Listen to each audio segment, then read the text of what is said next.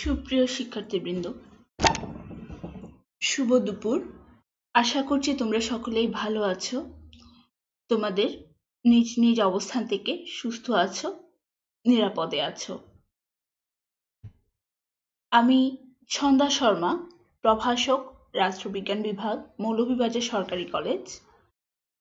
আজকে মানবিক শাখার দ্বাদশ শ্রেণীর পরিণীতি ও সুশাসন দ্বিতীয় পত্র নিয়ে আমি তোমাদের মাঝে উপস্থিত হয়েছি।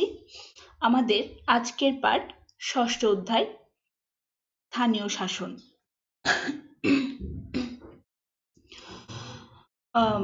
আমি মূল পাঠে যাওয়ার আগে তোমাদের উদ্দেশ্যে দুই একটা কথা বলি। তোমরা যারা দ্বিতীয় বর্ষে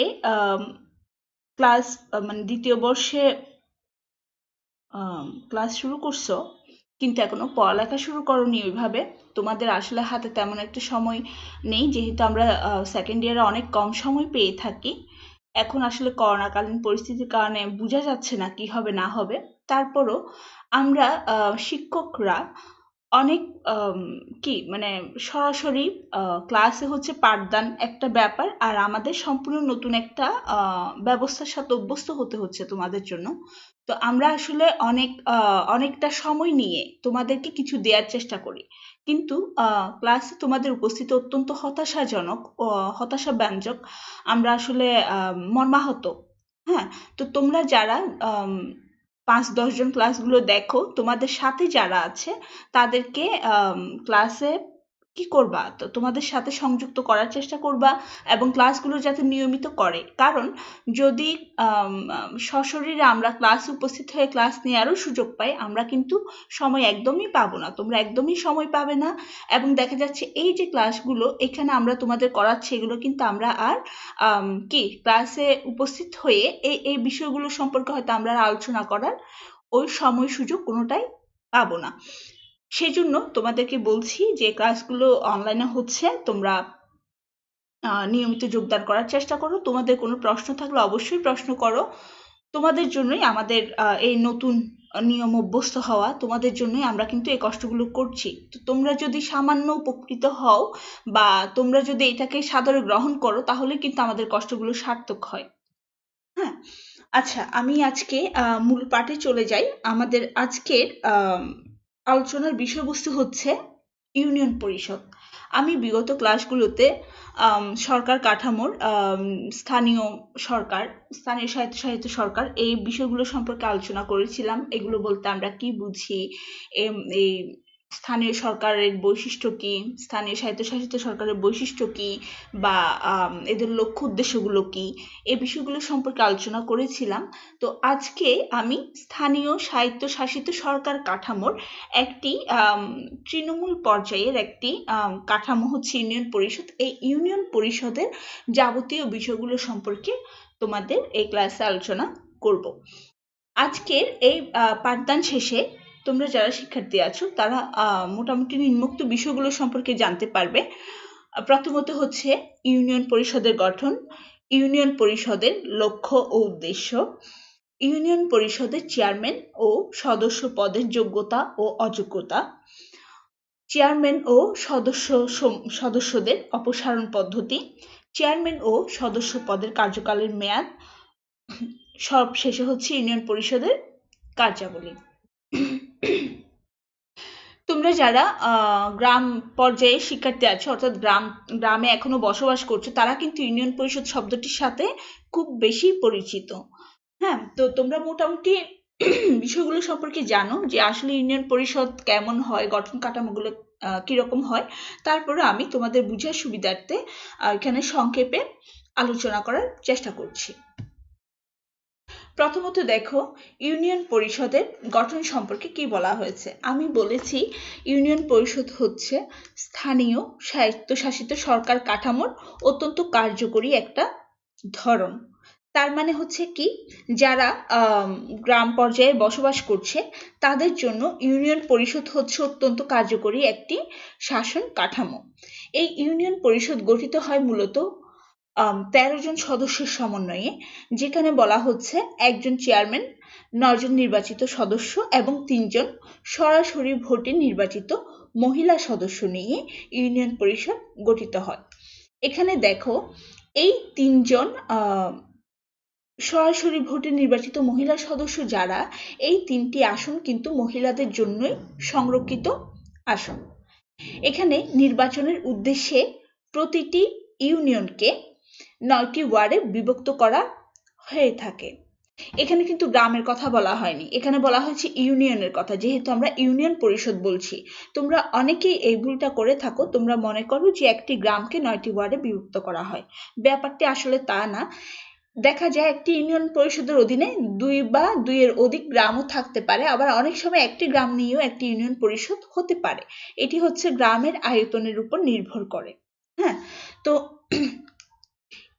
সমগ্র ইউনিয়নকে একটি ইউনিয়নকে 9টি ওয়ার্ডে বিভক্ত করা হয়। এই 9টি ওয়ার্ডের একজন মানে সর্বস্তরে অবস্থান করেন একজন চেয়ারম্যান। 9টি ওয়ার্ড থেকেই তিনি নির্বাচিত প্রতিনিধি।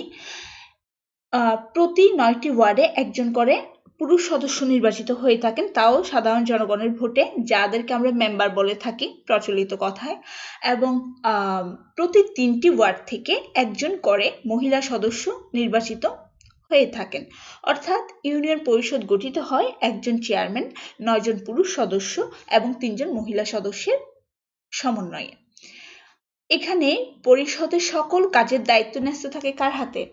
অবশ্যই চেয়ারম্যানের হাতে, যেহেতু তিনি ইউনিয়ন পরিষদ গঠন কাঠামোর সর্বোচ্চ স্তরে অবস্থান করছেন। তিনি জনগণ কর্তৃক নির্বাচিত হয়ে থাকেন, আবার সরকার কর্তৃক নিয়োগপ্রাপ্ত হয়ে থাকেন। দেখো পরবর্তী স্লাইডে এখানে একটি ছকের মাধ্যমে বুঝানো হয়েছে গঠন কাঠামোটা। প্রথমেই সবার উপরে চেয়ারম্যান, সর্বোচ্চ স্তরের চেয়ারম্যানের অবস্থান। পরবর্তীতে হচ্ছে 12 জন নির্বাচিত সদস্য, যেখানে 9 জন সাধারণ আসনের নির্বাচিত এবং 3 জন হচ্ছে নির্বাচিত মহিলা সদস্য, যাদের জন্য আসনটা সংরক্ষিত থাকে। এরপর হচ্ছে এই 13 জন সদস্য ব্যতীত আবার কি থাকেন, পরবর্তীতে সচিব থাকেন, এর পরবর্তীতে অফিস সহকারী থাকেন এবং সর্বনিম্ন স্তরে গঠন কাঠামোতে গ্রাম পুলিশ অবস্থান করে থাকেন। এই হচ্ছে ইউনিয়ন পরিষদের সংক্ষেপে গঠন কাঠামো। এই কাঠামোটাও যদি তোমরা মনে রাখতে পারো, তাহলে কিন্তু তোমরা এটা সুন্দর করে গুছিয়ে লিখতে পারবে। দেখো পরবর্তী অংশটি হচ্ছে ইউনিয়ন পরিষদের লক্ষ্য ও উদ্দেশ্য। কি উদ্দেশ্যে ইউনিয়ন পরিষদ গঠিত হয়? আমি যখন স্থানীয় সরকার বা স্থানীয় স্বায়ত্তশাসিত সরকার সম্পর্কে আলোচনা করেছি বিগত ক্লাসগুলোতে, আমি একটা কথা বলেছি যে এই সরকার কাঠামোগুলোর একটা রাষ্ট্রের অভ্যন্তরে আবার হচ্ছে সরকারের বিভিন্ন স্তরে সন্নিবেশের প্রধান উদ্দেশ্য হচ্ছে কি, কেন্দ্র থেকে তৃণমূল পর্যায় পর্যন্ত শাসন কাঠামো প্রয়োগ করা, মানে শাসনটাকে প্রয়োগ করা এবং এই প্রয়োগের মাধ্যমে কি করা, সরকারি সেবা জনগণের দ্বার প্রান্তে পৌঁছে দেয়া।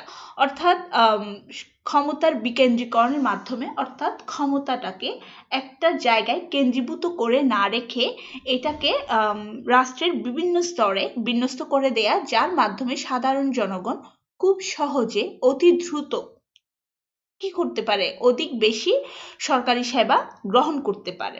এছাড়াও ইউনিয়ন পরিষদের কতিপয় লক্ষ্য উদ্দেশ্য রয়েছে, এগুলো তোমরা বইও পাবে, আমি তারপরে এখানে আলোচনা করেছি, আমি একটু ইন ডিটেলস বলছি তোমাদের।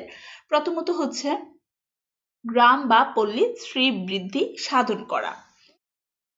দেখো কেন্দ্রে বসে সরকারের পক্ষে আমার গ্রামে বা আমার ইউনিয়নে সাধারণ জনগণের কোন সেবা দরকার, কোন বিষয়গুলো কি করলে এক্সপান্ড করলে আমার গ্রাম বা আমার ইউনিয়ন পরিষদ বা আমার স্থানীয় জনগণের কি হয়, আমার স্থানীয় জনগণ অধিক উপকৃত হয়, এই বিষয়গুলো কিন্তু কখনো কেন্দ্রীয় পর্যায়ে সরকারের পক্ষে বোঝা সম্ভব না, যদি না এটা তৃণমূল পর্যায় থেকে কেউ ঊর্ধ্বতন কর্তৃপক্ষ বরাবর কি করেন, অবগত করেন। এটার মাধ্যমে হয় কি, যে আমার এলাকায় যদি কোনো রাস্তাঘাট, ব্রিজ, কালভার্ট প্রয়োজন হয়, বা আমার দেখা যাচ্ছে কি রাস্তার পাশে বৃক্ষরোপণের প্রয়োজনীয়তা হয়, বা বিভিন্ন ধরনের উন্নয়নমূলক কার্যক্রমগুলো এগুলো মূলত স্থানীয় প্রতিনিধি হিসেবে ইউনিয়ন পরিষদের চেয়ারম্যানের মাধ্যমে কিন্তু উপজেলা পর্যায় পর্যন্ত এই বিষয়গুলো পৌঁছানো যায়, যে কারণে দেখা যায় একটা গ্রাম বা পল্লীর সৌন্দর্য বৃদ্ধির জন্য অবশ্যই ইউনিয়ন পরিষদের প্রয়োজনীয়তা আছে, এবং ইউনিয়ন পরিষদ একটা গ্রামের সামগ্রিক সৌন্দর্য বৃদ্ধিকে প্রাধান্য দিয়ে কিন্তু তার যাবতীয় কার্যক্রম পরিচালনা করে থাকে। পরবর্তী যে বিষয়টি সেটি হচ্ছে স্থানীয় জনগণের গণতান্ত্রিক অধিকার প্রতিষ্ঠার কথা বলা হচ্ছে। যখন জাতীয় নির্বাচনগুলো অনুষ্ঠিত হয়, আমরা কিন্তু কি করি, সাধারণ জনগণ হিসেবে আমাদের প্রধান কর্তব্য থাকে আমাদের মূল্যবান ভোটাধিকার প্রয়োগ করে আমাদের পছন্দের প্রার্থীকে নির্বাচিত করার প্রচেষ্টা, তাই তো? এই যে ভোটাধিকার প্রয়োগ, এটাকে মূল্যবান বলছি এই কারণেই, কারণ হচ্ছে আমার এই ভোটাধিকার প্রয়োগের উপর ভিত্তি করেই কিন্তু যে প্রতিনিধি নির্বাচিত হবে সেই প্রতিনিধি কিন্তু পরবর্তীতে আমার কল্যাণের জন্য আমাকে পরিচালনা করবে। এই কারণে দেখা যায় যে এই যে জাতীয় নির্বাচনে ভোটাধিকার প্রয়োগের বিষয়টা অত্যন্ত গুরুত্বপূর্ণ, কিন্তু এটার প্রাথমিক প্রয়োগ শুরু হয় কিন্তু এই ধরনের তৃণমূল পর্যায় থেকে। তো এটা একটা গণতান্ত্রিক ঐতিহ্য। হ্যাঁ, নির্ধারিত সময়ে নির্বাচন অনুষ্ঠিত হবে, সেখানে আমি আইন শৃঙ্খলা মেনে চলে আমি কি করব, যত ধরনের রুলস রেগুলেশনস আছে এগুলো মেনটেন করে আমি আমার ভোটাধিকার প্রয়োগ করব। এটা হচ্ছে একটা গণতান্ত্রিক ঐতিহ্য। তো এই গণতান্ত্রিক ঐতিহ্য বা গণতান্ত্রিক অধিকার প্রতিষ্ঠার প্রাথমিক পর্যায়ে হচ্ছে মূলত ইউনিয়ন পরিষদ। এই ইউনিয়ন পরিষদ মূলত স্থানীয় জনগণের যে গণতান্ত্রিক অধিকার আছে এই গণতান্ত্রিক অধিকার প্রতিষ্ঠার লক্ষ্য ও উদ্দেশ্য নিয়ে কিন্তু কাজ করে থাকে। পরবর্তী বিষয়টাতে বলা হচ্ছে জনগণের স্বশাসন প্রতিষ্ঠা করার মাধ্যমে সুশাসনের নিশ্চয়তা। জনগণের স্বশাসন কেন? কারণ হচ্ছে সাধারণ জনগণই তার ভোট প্রয়োগ করে, তার ভোটাধিকার প্রয়োগ করে প্রতিনিধি নির্বাচন করছে। সে মূলত এই প্রতিনিধির মাধ্যমে নিজের শাসনটাই প্রতিষ্ঠা করছে।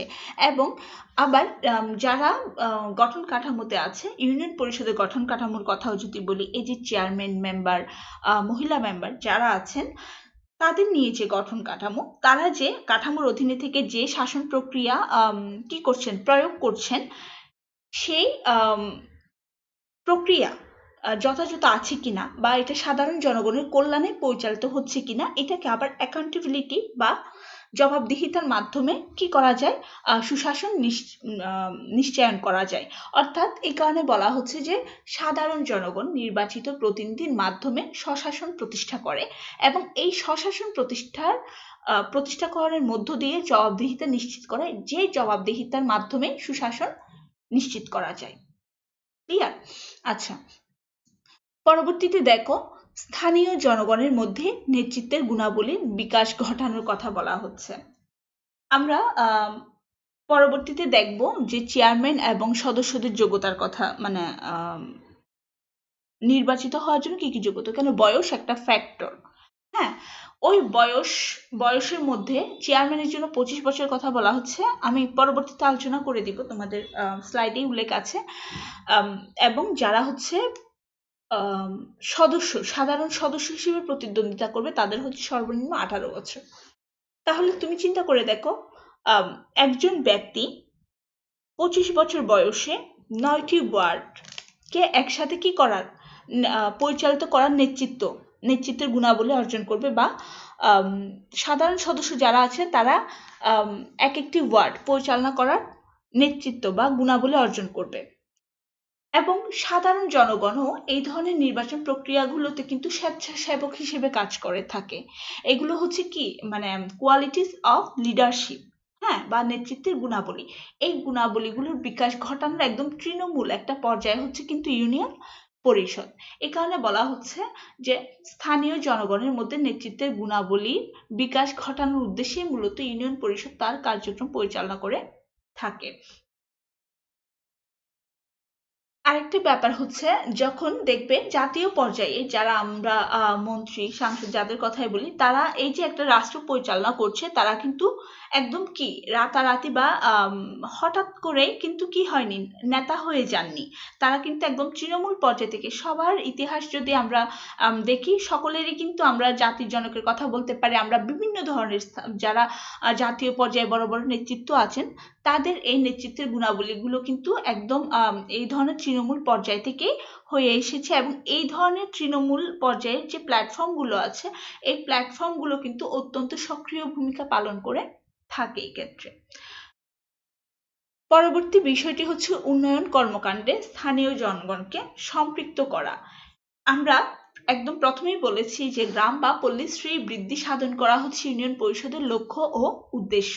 এই শ্রী বৃদ্ধি সাধনের জন্য কি করতে হয়, বিভিন্ন ধরনের উন্নয়নমূলক কাজকর্ম করতে হয়। রাস্তাঘাট নির্মাণ, কালভার্ট নির্মাণ, স্কুল কলেজ প্রতিষ্ঠা, পাঠাগার স্থাপন, এরপর হচ্ছে বৃক্ষরোপণ কর্মসূচি বিভিন্ন ধরনের, এরপর হচ্ছে স্বাস্থ্যবিধি সম্পর্কিত বিভিন্ন ধরনের নিয়ম কানুন বা যে ধরনের কর্মকাণ্ডগুলো আছে, এগুলো মূলত এই 13 জন সদস্যের একার পক্ষে সম্ভব নয় যদি না সাধারণ জনগণকে এখানে সম্পৃক্ত করা যায়।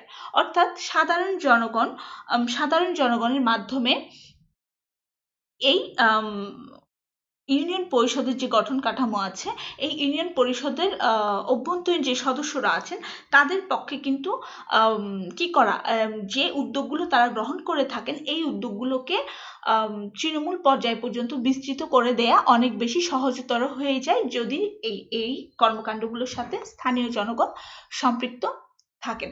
পরবর্তীতে দেখো, জবাবদিহিমূলক স্থানীয় প্রশাসন প্রতিষ্ঠা করা। আমি 3 নম্বর পয়েন্টের ক্ষেত্রে বলেছি যে সুশাসন প্রতিষ্ঠা করতে হলে বা স্থানীয় প্রশাসনকে স্বচ্ছ রাখতে হলে অবশ্যই অ্যাকাউন্টেবিলিটি দরকার। এই অ্যাকাউন্টেবিলিটি বা জবাবদিহিতা যতক্ষণ থাকবে ততক্ষণই মূলত ইউনিয়ন পরিষদ যে কাঠামোটা আছে এটা স্বচ্ছতা থাকবে। এবং স্থানীয় ক্ষেত্রে যেহেতু এখানে সচিবের কথা বলেছি, এখানে গ্রাম পুলিশের কথা বলেছি, এই জন্য প্রশাসনিক একটা ব্যাপার কিন্তু এখানে চলে আসে। তো দেখা যায় জবাবদিহিমূলক স্থানীয় প্রশাসন প্রতিষ্ঠার লক্ষ্যে মূলত ইউনিয়ন পরিষদ এখানে কাজ করে থাকে। পরবর্তী যে বিষয়টি সেটি হচ্ছে গণচেতনার বিকাশ ঘটানো। সাধারণ জনগণ মূলত একটি কাঠামোর অভ্যন্তরে যে সদস্যরা থাকবে তাদেরকে কি দেখে, অর্থাৎ প্রতিটি জনগণ যখন ভোটাধিকার প্রয়োগ করতে যায়, তোমরাও যখন 18 বছর বয়স হবে, তোমরা যখন ভোটাধিকার প্রয়োগ করতে যাবে, অবশ্যই তোমরা কোনো না কোনো সেন্টিমেন্টকে কাজে লাগিয়ে তোমাদের প্রার্থী নির্বাচন করবে, তাই না? কারণ একাধিক প্রার্থীর মধ্যে কাকে কি দিবে, ভোটাধিকার প্রয়োগ করে তোমরা যোগ্য আসনে দেখতে চাও, এটার জন্য অবশ্যই একটা সেন্টিমেন্ট কাজ করে। এই ধরনের চেতনাগুলোর বিকাশ ঘটায় মূলত ইউনিয়ন পরিষদ। অর্থাৎ সাধারণ জনগণের মধ্যে রাষ্ট্রের সামগ্রিক উন্নয়নের লক্ষ্যে কাজ করার যে মানসিকতা, এই মানসিকতার বিকাশ ঘটানোই মূলত ইউনিয়ন পরিষদের লক্ষ্য ও উদ্দেশ্য। সবশেষে ইউনিয়ন পরিষদের লক্ষ্য উদ্দেশ্যের মধ্যে যে বিষয়টির কথা বলা হয়েছে যে শাসন ব্যবস্থার বিকেন্দ্রীকরণ ঘটানো। আমি কিন্তু প্রথম দিকেই কথাটা বলেছি যে শাসন ব্যবস্থার বিকেন্দ্রীকরণ ঘটানো ইউনিয়ন পরিষদের অন্যতম লক্ষ্য। কারণ হচ্ছে কেন্দ্রীয় সরকারের পক্ষে কেন্দ্রে বসে একটি রাষ্ট্রের সামগ্রিক বিষয় পর্যবেক্ষণ করা সম্ভব না। তৃণমূল পর্যায় থেকে কেন্দ্রীয় পর্যায় পর্যন্ত অবশ্যই একটা সংযোগ সাধনের প্রয়োজন আছে। এই সেতু বন্ধন রচনা করে মূলত ইউনিয়ন পরিষদ সাধারণ জনগণের সাথে সরকারের যে সেতু বন্ধন, এই বন্ধনের জন্য একটা কাঠামোর দরকার। এই কাঠামো হচ্ছে ইউনিয়ন পরিষদ। এবং এটার মাধ্যমে যেটা হয় যে সরকারের যে ক্ষমতা, এই ক্ষমতাটাকে তৃণমূল পর্যায় পর্যন্ত বিকেন্দ্রীকরণের মাধ্যমে সরকারি সেবাসমূহ সাধারণ জনগণের কাছে পৌঁছে দেওয়া যায়। এবং এই শাসন ব্যবস্থার বিকেন্দ্রীকরণের মাধ্যমেই মূলত ইউনিয়ন পরিষদের গঠন কাঠামোটা অনেকটাই দৃঢ়তা লাভ করে থাকে। পরবর্তীতে দেখো, ইউনিয়ন পরিষদের চেয়ারম্যান এবং সদস্য পদের যোগ্যতা ও অযোগ্যতা সম্পর্কে আলোচনা করা হয়েছে। মূলত এখানে অনেকগুলো বিষয় চলে আসে। গুরুত্বপূর্ণ বিষয়গুলো হচ্ছে যেমন নাগরিকত্বের ক্ষেত্রে যেটা বলা হয় যে ইউনিয়ন পরিষদের চেয়ারম্যান বা সদস্য যারা নির্বাচনে প্রতিদ্বন্দ্বিতা করবেন বা নির্বাচনে প্রার্থী হবেন তাদেরকে অবশ্যই বাংলাদেশের নাগরিক হতে হবে। কারণ অন্য দেশ থেকে এসে কখনো কি আমার স্থানীয় পর্যায়ে গিয়ে সে প্রতিনিধিত্ব করতে পারবে না। এটা শুধু বাংলাদেশ বলে না, বিশ্বের সকল রাষ্ট্রে কিন্তু এটাই নিয়ম। অর্থাৎ যে কোনো স্থানীয় কাঠামোতে হোক বা জাতীয় কাঠামোতে হোক প্রতিদ্বন্দ্বিতা করতে হলে অবশ্যই উক্ত দেশের নাগরিকত্ব অর্জন করতে হবে। পরবর্তী যে বিষয়টি হচ্ছে বয়সের কথা বলা হচ্ছে এখানে। ইউনিয়ন পরিষদের সদস্য হিসেবে প্রার্থিতা করার জন্য অবশ্যই 18 বছর বয়স হতে হবে এবং চেয়ারম্যান পদে প্রতিদ্বন্দ্বিতা করার জন্য অবশ্যই 25 বছর বয়স হতে হবে। এর পূর্বে কোনো ব্যক্তি কিন্তু কি করতে পারবে না। 25 বছর বয়স পূর্ণ হওয়ার পূর্বে কোনো ব্যক্তি চেয়ারম্যান হিসেবে এবং 18 বছর বয়স পূর্ণ হওয়ার পূর্বে কোনো ব্যক্তি সাধারণ সদস্য হিসেবে কিন্তু এখানে প্রতিদ্বন্দ্বিতা করতে পারবেন না। পরবর্তীতে দেখো 3 নম্বর যে বিষয়টা, যে ভোটার তালিকাভুক্তকরণের কথা বলা হচ্ছে। চেয়ারম্যান পদপ্রার্থী যিনি হবেন তাকে অবশ্যই ইউনিয়নের যে কোনো ওয়ার্ডের এবং সদস্য পদপ্রার্থীকে সংশ্লিষ্ট ওয়ার্ডের ভোটার তালিকাভুক্ত হতে হবে। এই বিষয়টি একটু বোঝার চেষ্টা করুন। যেহেতু ইউনিয়ন পরিষদ গঠন কাঠামোতে মানে যে কোনো ইউনিয়ন পরিষদ 9টি ওয়ার্ডে বিভক্ত থাকবে এবং এই 9টি ওয়ার্ড থেকে একজন মাত্র চেয়ারম্যান নির্বাচিত হবেন। তার মানে হচ্ছে চাইলে 9টি ওয়ার্ড থেকে 9 জন ব্যক্তি প্রতিদ্বন্দ্বিতা করতে পারেন, কিন্তু নির্বাচিত হবেন একজন। তার মানে সেই ব্যক্তি যে কোনো ওয়ার্ডের হতে পারেন। হ্যাঁ, কিন্তু সাধারণ সদস্য যারা হবেন তারা উক্ত ওয়ার্ডের তালিকাভুক্ত হতে হবেন। যেহেতু নির্দিষ্ট ওয়ার্ডের সদস্য 9টি ওয়ার্ড থেকে 9 জন সদস্য, এই জন্য 9টি ওয়ার্ড থেকে 9 জন ব্যক্তিকে স্ব ওয়ার্ডের ভোটার তালিকাভুক্ত হতে হবে। বুঝা গেছে? পরবর্তীতে দেখো অপ্রকৃতস্থ বা দেউলিয়া ঘোষিত হলে কি হবে। কোনো আদালত কর্তৃক অপ্রকৃতিস্থ বা দেউলিয়া ঘোষিত হলে বা কোনো ফৌজদারি মামলায় 2 বছর সাজা প্রাপ্তির পর, ফৌজদারি মামলা মানে কি? খুন খারাপি, ডাকাতি, রাহাজানি, হত্যা, এগুলো হচ্ছে ফৌজদারি মামলা। হ্যাঁ, এগুলোর দায়ী অভিযুক্ত যে ব্যক্তি 2 বছর সাজা প্রাপ্তির পর কমপক্ষে 5 বছর অতিক্রান্ত না হলে কোনো ব্যক্তি চেয়ারম্যান বা সদস্য পদে নির্বাচনে প্রতিদ্বন্দ্বিতা করার যোগ্য বলে বিবেচিত হবেন না। ঠিক আছে? অর্থাৎ কেউ যদি দেউলিয়া বা পাগল হিসেবে বিবেচিত হয় বা কোনো ফৌজদারি মামলার অপরাধে 2 বছর সাজা প্রাপ্তির পর কমপক্ষে, অর্থাৎ সাজা প্রাপ্তি 2 বছর ভোগ করার পর কমপক্ষে 5 বছর অতিবাহিত হতে হবে। এই 5 বছর মূলত তাকে পর্যবেক্ষণে রাখা হয়। কারণ হচ্ছে এই 5 বছরের মধ্যে ওই ধরনের পূর্বের মতো যদি কোনো ধরনের অপরাধ সংগঠিত না হয় তাহলে কিন্তু উক্ত ব্যক্তি পরবর্তীতে কি করতে পারবেন, চেয়ারম্যান বা সদস্য পদে নির্বাচনে প্রতিদ্বন্দ্বিতা করার যোগ্য বলে বিবেচিত হবেন। ঠিক আছে? পরবর্তীতে হচ্ছে অযোগ্য বা অনুপযুক্ত ঘোষিত হলে। সরকারের কোনো লাভজনক পদে অধিষ্ঠিত থাকলে বা সরকারের কোনো আইনের আওতায় অযোগ্য ও অনুপযুক্ত ঘোষিত হলে কোনো ব্যক্তি চেয়ারম্যান বা সদস্য পদে প্রার্থী হওয়ার যোগ্য হবেন না। শুধু বয়স ব্যতীত বাকি সকল বিষয় কিন্তু চেয়ারম্যান এবং সদস্য পদের যোগ্যতা অযোগ্যতা প্রায় একই রকম। শুধু বয়সটা ভিন্ন। বয়স হচ্ছে চেয়ারম্যান হিসেবে প্রতিদ্বন্দ্বিতা করার জন্য 25 বছর এবং সাধারণ সদস্যের জন্য এই বয়স হচ্ছে 18 বছর।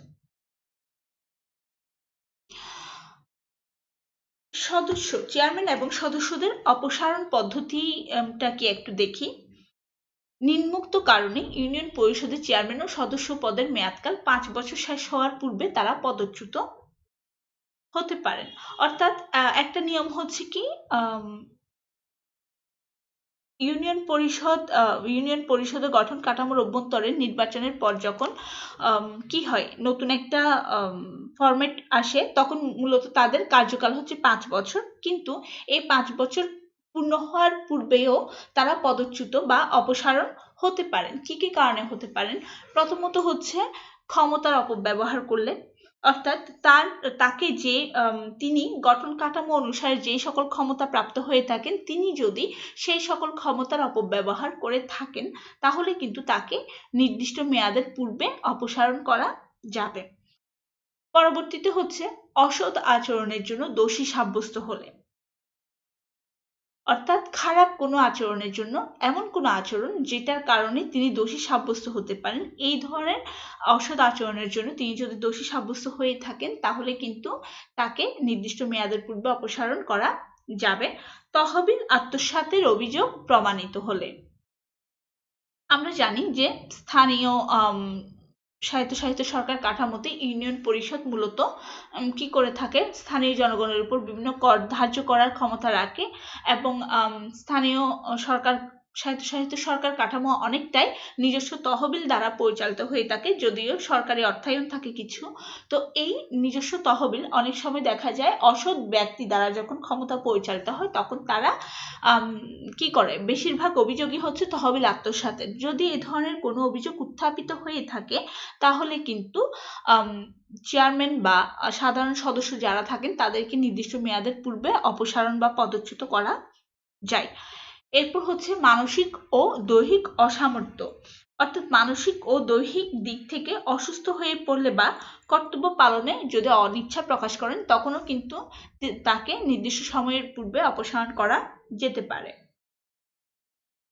পরবর্তীতে দেখো রাষ্ট্র বিরোধী কার্যকলাপের জন্য, কোনো ব্যক্তি যদি রাষ্ট্রদ্রোহী কোনো আচরণের জন্য অভিযুক্ত হয়ে থাকেন বা রাষ্ট্র কোনো ব্যক্তি কর্তৃক হুমকির সম্মুখীন এমন কোনো কার্যকলাপের জন্য কিন্তু চেয়ারম্যান বা সাধারণ সদস্যদের কি করা যায়, তাদের ক্ষমতা থেকে নির্দিষ্ট মেয়াদের পূর্বে অপসারণ করা যায়। এরপর হচ্ছে দুর্নীতির দায়ে অভিযুক্ত হলে, নীতি বহির্ভূত যে কোনো কাজই কিন্তু দুর্নীতি। যে কোনো ধরনের দুর্নীতির দায়ে যদি এই কাঠামোর অভ্যন্তরীণ কোনো ব্যক্তি অভিযুক্ত হয়ে থাকেন তাহলে কিন্তু তাকে নির্দিষ্ট মেয়াদের আগে অপসারণ করা যাবে। এরপর কার্য দিবসে অনুপস্থিতির কথা বলা হচ্ছে। আইনসঙ্গত কারণ ব্যতীত পরপর ইউনিয়ন পরিষদের 3টি কার্য দিবসে যদি বৈঠকে যদি তিনি অনুপস্থিত থাকেন, কার্য দিবস না আসলে কার্য বৈঠকে যদি তিনি অনুপস্থিত থাকেন তাহলে মূলত কি হয়ে যাবে, তাকে কি করা যাবে, নির্দিষ্ট মেয়াদের পূর্বে অবশ্যই অপসারণ করা যাবে। এখানে চেয়ারম্যান বা সদস্যদের বিরুদ্ধে আনীত অপসারণ প্রস্তাব ইউনিয়ন পরিষদের মোট সদস্যের 2/3 সদস্য কর্তৃক সমর্থিত হলে সংশ্লিষ্ট চেয়ারম্যান বা সদস্য অপসারিত হবেন। চেয়ারম্যান বা সদস্যগণ নির্ধারিত কার্যকলাপের পূর্বে স্বেচ্ছায় পদত্যাগ করতে পারবেন। অর্থাৎ কোনো সদস্য বা চেয়ারম্যান যদি মনে করেন যে তিনি কি করবেন, ক্ষমতা থেকে কি করবেন, নিজে স্বেচ্ছায় ক্ষমতা ছেড়ে দিবেন বা পদত্যাগ করবেন, এটারও কিন্তু ব্যবস্থা এখানে আছে। পরবর্তীতে দেখো চেয়ারম্যান ও সদস্যদের কার্যকালের মেয়াদ বা টেনিউর। ইউনিয়ন পরিষদের এখানে বলা হচ্ছে যে প্রথম সভা অনুষ্ঠানের তারিখ থেকে পরবর্তী 5 বছর সময়ের জন্য ইউনিয়ন পরিষদের চেয়ারম্যান ও সদস্যগণ উক্ত পদে বহাল থাকবেন। অর্থাৎ নির্বাচন অনুষ্ঠিত হওয়ার পর প্রথম সভা যখন অনুষ্ঠিত হয়, প্রথম সভাটা কখন হয়, চেয়ারম্যান ও সদস্যগণের নাম সরকারি গ্যাজেটে প্রকাশিত হবার তারিখ থেকে পরবর্তী 30 কার্যদিবসের মধ্যে ইউনিয়ন পরিষদের প্রথম সভা অনুষ্ঠিত হবে। অর্থাৎ এই যে নির্বাচন প্রক্রিয়া সম্পন্ন হয়, যারা যে সকল প্রতিনিধি নির্বাচিত হয়ে থাকেন তাদের নাম সরকারি গ্যাজেটে কিন্তু প্রকাশ করা হয়। সরকারি গ্যাজেটে প্রকাশিত হবার তারিখ থেকে পরবর্তী 30 কার্যদিবসের মধ্যেই কিন্তু ইউনিয়ন পরিষদের প্রথম সভা অনুষ্ঠিত হবে এবং এই প্রথম সভা অনুষ্ঠানের তারিখ থেকে পরবর্তী 5 বছর সময়ের জন্য ইউনিয়ন পরিষদের চেয়ারম্যান ও সদস্যগণ উক্ত পদে বহাল থাকবেন। তবে 2/3 সদস্যদের অনাস্থা ভোটের মাধ্যমে মেয়াদ পূর্তির পূর্বেও যে কোনো সময় পদচ্যুত করা যাবে, যেটা আমি একটু আগে বলেছি। ইউনিয়ন পরিষদের কার্যাবলী একটু দেখি, কি কি কাজ করে থাকে ইউনিয়ন পরিষদ। প্রথমত উন্নয়নমূলক কাজের কথা বলা হচ্ছে। আমরা ইউনিয়ন পরিষদের লক্ষ্য উদ্দেশ্যে বলেছি না, গ্রাম বা পল্লীর শ্রীবৃদ্ধি সাধন করা। এই শ্রী বৃদ্ধি করতে গিয়ে ইউনিয়ন পরিষদকে কি কি কাজ করতে হয়? উন্নয়নমূলক কাজের মধ্যে প্রথমেই রয়েছে রাস্তাঘাট নির্মাণ। আমরা জানি যে বাংলাদেশের প্রত্যন্ত যে এলাকাগুলো আছে এই এলাকাগুলোতে কিন্তু যোগাযোগ ব্যবস্থা অত্যন্ত, যোগাযোগের যে কাঠামোটা এটা অত্যন্ত দুর্বল। ইউনিয়ন পরিষদ সক্রিয় হলে কিন্তু প্রত্যন্ত এলাকাতেও কি এই ধরনের সেবা পৌঁছে দেওয়া সম্ভব। রাস্তাঘাট নির্মাণ করা এর মধ্যে অন্যতম একটি প্রধান কাজ, কারণ হচ্ছে যোগাযোগের প্রধান মাধ্যম হচ্ছে কিন্তু রাস্তাঘাট নির্মাণ। এবং একটা গ্রামের যোগাযোগ, একটা গ্রামের সাথে শহরের বা একটা গ্রামের সাথে অপর একটি গ্রামের যোগাযোগ ব্যবস্থা কেমন, এটার উপরে কিন্তু ইউনিয়ন পরিষদের সক্রিয়তা অনেক বেশি নির্ভর করে। এই জন্য ইউনিয়ন পরিষদের উন্নয়নমূলক কাজের মধ্যে রাস্তাঘাট নির্মাণ অত্যন্ত গুরুত্বপূর্ণ একটি বিষয়। এখানে দেখো, রাস্তাঘাট, সেতু বা পুল, কালভার্ট নির্মাণ শুধু নির্মাণ নয়, এগুলো সংরক্ষণ, সংস্কার করা, এগুলো কিন্তু ইউনিয়ন পরিষদের কাজের মধ্যে পড়ে থাকে। দ্বিতীয়ত হচ্ছে বৃক্ষরোপণের কথা বলা হচ্ছে। বর্তমানে সাধারণ জনগণ কিন্তু অনেকটাই সচেতন কিসের ব্যাপারে, পরিবেশ রক্ষার ব্যাপারে, পরিবেশের ভারসাম্য রক্ষার ব্যাপারে। এবং সাধারণ জনগণ চাইলে তো আসলে সরকারি রাস্তায় যখন তখন বৃক্ষরোপণ করতে পারে না, এটার জন্য একটা কাঠামো দরকার, এটার জন্য প্রশাসনিক কিছু বিষয় থাকে, এই বিষয়গুলোর কার্যকারিতা বা এই বিষয়গুলোর সক্রিয়তা দরকার। এই কাজগুলোর জন্য মূলত কাঠামো থেকে কর্মসূচি গ্রহণ করা দরকার। গ্রাম পর্যায়ে বা তৃণমূল পর্যায়ে এই কর্মসূচি গ্রহণ করে থাকে মূলত ইউনিয়ন পরিষদ। এই বৃক্ষরোপণের মাধ্যমে ইউনিয়ন পরিষদ একদিকে যেমন গ্রামের শ্রী বৃদ্ধি করে বা গ্রামের সৌন্দর্য বৃদ্ধি করে, অন্যদিকে কিন্তু পরিবেশের ভারসাম্য রক্ষায় বিশাল ভূমিকা পালন করে থাকে।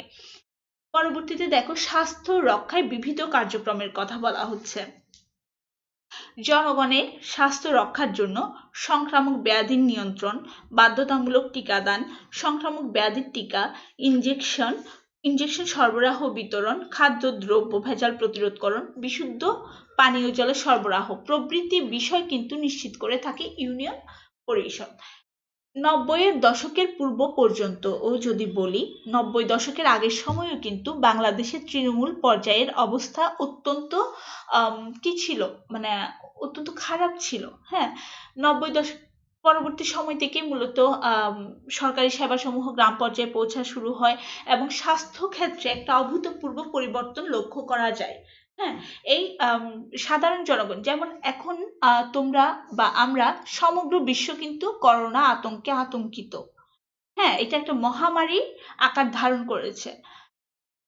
আগে, এখন থেকে 30, 40, 50 বছর আগেও কিন্তু খুব সাধারণ যে রোগগুলো, হ্যাঁ, কালাজ্বর, বাতজ্বর, এরপর হচ্ছে ডায়রিয়া, আমাশয়, কলেরা, বিভিন্ন ধরনের, এখন যেগুলো আমরা কি মানে খুব সহজেই কি করতে পারি, নিয়ন্ত্রণ করতে পারি, এই বিষয়গুলো কিন্তু একসময় মহামারী রূপে ছিল এবং হাজার হাজার লাখ লাখ মানুষ কিন্তু মারা গেছে।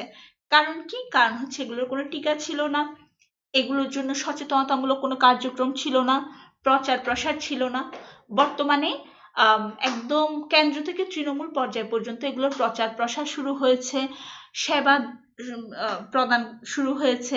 এগুলোর জন্য যে বিভিন্ন ধরনের বাধ্যতামূলক টিকাগুলো আছে, এই টিকাগুলোর সহজলভ্য, টিকাগুলো অনেক বেশি সহজলভ্য হয়েছে। সংক্রামক যে ব্যাধিগুলো আছে, যক্ষ্মা বলো, বিভিন্ন ধরনের, হ্যাঁ, যে ইনফেকশাস যে রোগগুলো ছিল, সংক্রামক যে রোগগুলো, এগুলোর মূলত কি সচেতনতা হোক, প্রতিরোধ হোক, প্রতিষেধক হোক, বিভিন্নভাবে এগুলোকে নিয়ন্ত্রণে আনা সম্ভব হয়েছে। এটা মূলত কেন্দ্রে নিয়ন্ত্রণ করা যতটা সহজ, তৃণমূল পর্যায়ে এটা ততটা সহজ না। এটাকে তৃণমূল পর্যায় পর্যন্ত সহজ করে দিয়েছে মূলত ইউনিয়ন পরিষদ কাঠামো। অর্থাৎ স্বাস্থ্য রক্ষায় বিবিধ কার্যক্রম পরিচালনার ক্ষেত্রে কিন্তু ইউনিয়ন পরিষদ এক অভূতপূর্ব নাম। পরবর্তীতে দেখো, পাঠাগার নির্মাণের কথা বলা হচ্ছে। পাঠাগার নির্মাণ অত্যন্ত গুরুত্বপূর্ণ, কেননা একটা জাতিকে বিকশিত করার জন্য কিন্তু বইয়ের উপরে বা কিসের উপরে, জ্ঞান অর্জনের উপরে আর কোনো চিকিৎসা নাই। একটা রাষ্ট্রকে শিক্ষিত করার জন্য পাঠাগার অত্যন্ত গুরুত্বপূর্ণ একটা নিয়ামক। জনগণের সুবিধার্থে বা তৃণমূল পর্যায়ে যারা বিদ্যালয় পড়ুয়া বা কলেজ পড়ুয়া শিক্ষার্থী আছে তাদের জ্ঞান অর্জনের জন্য পাঠাগার স্থাপন করা অত্যন্ত গুরুত্বপূর্ণ একটা কাজ। এবং এই পাঠাগারের মাধ্যমে মূলত কি করতে পারে, একটা স্থানীয় পর্যায়ে একটা ব্যাপক পরিবর্তন আনা কিন্তু সম্ভব। এবং তোমরা দেখবে এখন আগে কেমন ছিল যায় না, এখন কিন্তু অনেক গ্রামেই বা অনেক ছোট ছোট জায়গায় অনেক বড় বড় পাঠাগার নির্মাণের উদ্যোগ কিন্তু গ্রহণ করা হয়। এবং তৃণমূল পর্যায়ে যে কাঠামো, ইউনিয়ন পরিষদ মূলত এই ধরনের উদ্যোগগুলো গ্রহণ করে থাকে। পরবর্তীতে দেখো বিনোদনের ব্যবস্থা, সাধারণ জনগণ যেমন তৃণমূল পর্যায়ে বিনোদন বলতে মূলত ওই যে গ্রামীণ যে খেলাগুলো আছে এগুলো এখন আসলে হারিয়ে যাচ্ছে অনেক বেশি। যে দেখা যায় একটা স্থানীয় পর্যায়ে কি করা, সাধারণ জনগণের যে বিনোদন আছে বা সাধারণ জনগণকে মানসিকভাবে কি করার জন্য, মানসিকভাবে ফিট রাখার জন্য এখানে মূলত পার্ক বলো, বিভিন্ন ধরনের উদ্যান, খেলার মাঠ নির্মাণ করা, সেগুলোর যত্ন, পরিচর্যা, সংস্কার ও সংরক্ষণ করার দায়িত্ব কিন্তু ইউনিয়ন পরিষদের।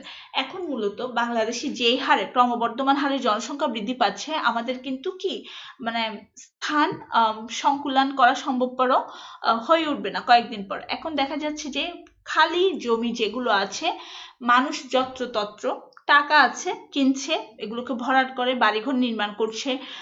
আবাদি জমি আছে এগুলোকে ভরাট করে বাড়িঘর নির্মাণ করছে, খেলার মাঠ আছে এগুলোকে দখল করে বাড়িঘর নির্মাণ করছে বা বিভিন্ন ব্যবসায়িক প্রতিষ্ঠান নির্মাণ করছে। এই যে খোলা মাঠ, উদ্যান বা কৃষি জমি আছে, আবাদি জমি আছে, এগুলোকে সংরক্ষণের সম্পূর্ণ দায়িত্ব কিন্তু তৃণমূল পর্যায়ে ইউনিয়ন পরিষদের। পরবর্তীতে দেখো জরুরি পরিস্থিতিতে সেবা প্রদান। জরুরি পরিস্থিতি বলতে মূলত প্রাকৃতিক দুর্যোগের কথা বলা হয়। এরপর হচ্ছে যেমন মহামারী, যেমন করোনা বর্তমানে চলছে। এরপর হচ্ছে বিভিন্ন ধরনের যে প্রাকৃতিক দুর্যোগগুলো আছে, ঘূর্ণিঝড়, খরা, জলোচ্ছ্বাস, বন্যা। এরপর হচ্ছে মানে বিভিন্ন ধরনের যে প্রাকৃতিক দুর্যোগগুলো আছে, এই দুর্যোগ চলাকালীন সেবা কার্যক্রম পরিচালনা এবং দুস্থদের সাহায্য ও পুনর্বাসনের ব্যবস্থা করা কিন্তু ইউনিয়ন পরিষদের অন্যতম প্রধান কাজ। পরবর্তীতে দেখো জন্ম মৃত্যু রেজিস্ট্রি, কবরস্থান, শ্মশান ঘাটের রক্ষণাবেক্ষণও কিন্তু ইউনিয়ন পরিষদের উন্নয়নমূলক কার্যক্রমের মধ্যে পড়ে। এরপর গ্রামীণ ও কুটির শিল্পের অগ্রসরতা। তৃণমূল পর্যায়ে যে সূক্ষ্ম সূক্ষ্ম কাজগুলোর মাধ্যমে আমরা গ্রামীণ ঐতিহ্য ফুটিয়ে তুলি, এই বিষয়গুলোকে অগ্রসর করার জন্য মূলত একটা কাঠামো ভিত্তিক সাপোর্ট দরকার, সহায়তা দরকার। এই সহায়তাটা প্রদান করে থাকে মূলত ইউনিয়ন পরিষদ। আমরা চাইলে কিন্তু আমাদের বাংলাদেশের যে গ্রামীণ শিল্প, বাংলাদেশের যে কুটির শিল্প আছে, হস্তশিল্প আছে, এগুলোকে অগ্রসর করার জন্য বা এগুলোকে অগ্রসরের লক্ষ্যে বিভিন্ন সমবায় আন্দোলন পরিচালনা করা এবং এই পরিচালনার মাধ্যমে উৎসাহ প্রদান করার ক্ষেত্রে ইউনিয়ন পরিষদ অত্যন্ত কার্যকরী ভূমিকা পালন করে থাকে। পরবর্তীতে দেখো ইউনিয়ন পরিষদের কার্যাবলীর মধ্যে রাজস্ব সংক্রান্ত কাজ একটি গুরুত্বপূর্ণ কাজ।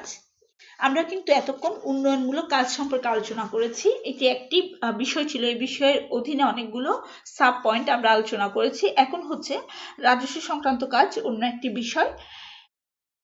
রাজস্ব কি? হ্যাঁ, এই যে স্থানীয় জনগণের উপর কর ধার্য করা, সরকারকে বিভিন্ন ধরনের রাজস্ব সংগ্রহে সাহায্য করা। আমি তোমাদেরকে ক্লাসেও বলি যে সরকার হচ্ছে এমন একটি মাধ্যম যিনি হচ্ছেন কি সাধারণ জনগণের কাছ থেকে বিভিন্ন উৎস, বিভিন্ন মাধ্যমে টাকা সংগ্রহ করে, সেই টাকাকেই কি করেন, মানে এটা হচ্ছে একটা সার্কেলের মতো। হ্যাঁ, বিভিন্ন উৎস থেকে, বিভিন্ন খাত থেকে অর্থ সংগ্রহ করে অন্য বিভিন্ন উন্নয়নমূলক খাতে এগুলোকে প্রবাহিত করার জন্যই মূলত সরকার। হ্যাঁ, বিভিন্ন ধরনের যে উন্নয়নমূলক কার্যক্রমগুলো হয়, এগুলো আসলে অর্থ কোত্থেকে আসে? দেশের বাইরে থেকে বৈদেশিক সাহায্য একটা ব্যাপার থাকে, রেমিটেন্স একটা ব্যাপার থাকে, কিন্তু স্থানীয় পর্যায়েও অনেকগুলো তহবিল বা খাত রয়েছে।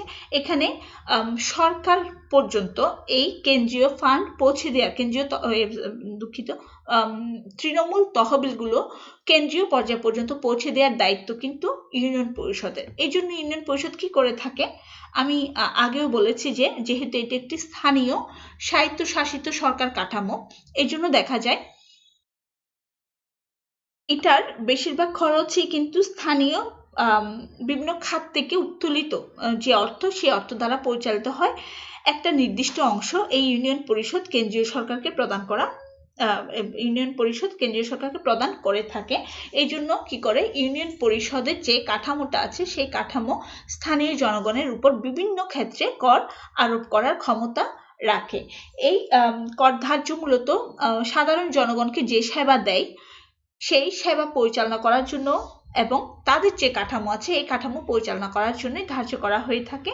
এবং এই কর ধার্য করার মাধ্যমে যে অর্থ বা যে তহবিল সংগ্রহ করা হয় সে তহবিল কিন্তু সরকারকে প্রদান করে থাকে এই ইউনিয়ন পরিষদ। অর্থাৎ সরকারের সামগ্রিক বা কেন্দ্রীয় সামগ্রিক কার্যাবলী আছে, এই কার্যাবলী পরিচালনার ক্ষেত্রে আর্থিক দিক থেকে ইউনিয়ন পরিষদ অনেক বেশি সহায়তা প্রদান করে থাকে।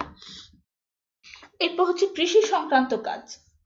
কি কি কাজ করে থাকে কৃষি সংক্রান্ত? আমরা জানি বাংলাদেশ একটি কৃষি প্রধান দেশ। এই দেশের ৮০ থেকে ৮৫% লোক সরাসরি হোক বা প্রত্যক্ষ হোক বা পরোক্ষ হোক বিভিন্নভাবে কৃষি কাজের সাথে সম্পৃক্ত, কৃষির উপর নির্ভরশীল। এই জন্য দেখা যায় যে কৃষি হচ্ছে আমাদের দেশের প্রধান একটি খাত। তো এই খাতকে অগ্রসর করার ক্ষেত্রে ইউনিয়ন পরিষদের ভূমিকা অত্যন্ত কার্যকরী।